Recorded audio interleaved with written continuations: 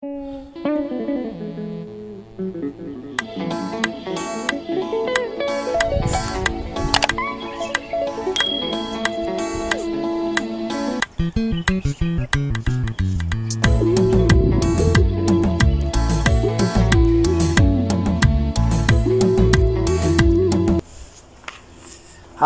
warri YouTube ida kan naga faya jirta ne.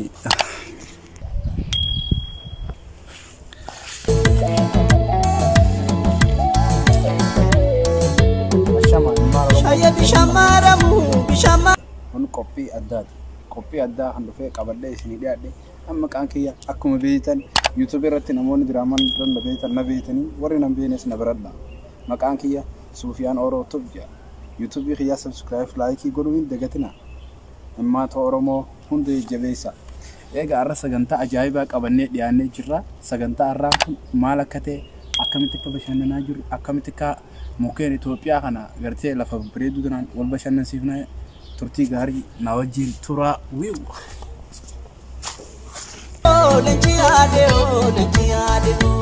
Magala firii buna wasiyaade ansiyaade ansiyaade. Wadiyoona baashuba borashooleti. Egaa ilmaan Oromoo warri na wajji bashannanu jirus qophiin kun akkuma itti fufetti jira. Ani kana qopheessee isin dhiyeessu jiru maqaan kiyya Sufiyaani. Namoonni YouTube kiyya channel kiyya haaraa taatan subscribe godhaadhaan YouTube dhaabbata. Akkasumas daawwattoota keenya lafa akka nama hawwatu tana guyyaa irraa akka itti bohaartan abdii guddaan qaba. Egaa warri gartee Oromiyaan biyya akkamii jettan isiniin daawwachiisa nafaana turaadha. YouTube kiyya subscribe godhuun na wajjin tura. Ambentu heroo malee gabaayuun bahu anta baayuun bahu. Marateen anjeedhani yoon maqaa kee dhawu Loltu malkaa boorese.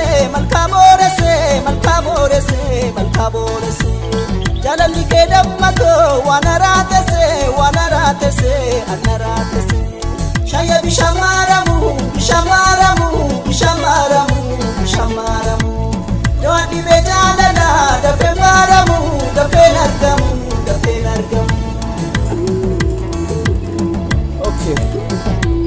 Walitti deebinee dhufne egaa daawwattoota keenya warreen garaagaraa teessanii qamaatii teessan qamaa akkasumas raa teessan fudhachaa nu daawwachaa jirtan walitti deebinee warreen YouTube kana haaraa taatan subscribe godhuu hin dagatinaan isiniin jaa. Egaa namoonni Oromoo baay'een isaanii lafa babbareedduu akkanaa sana Oromiyaan haalaan badhaatuudha. Biyya babbareedaa qabdi. Mukkeen hedduu bareedaa akkuma agartan kana na gubbatti. Mukni biyya Oromiyaa keessa hedduu takka jira.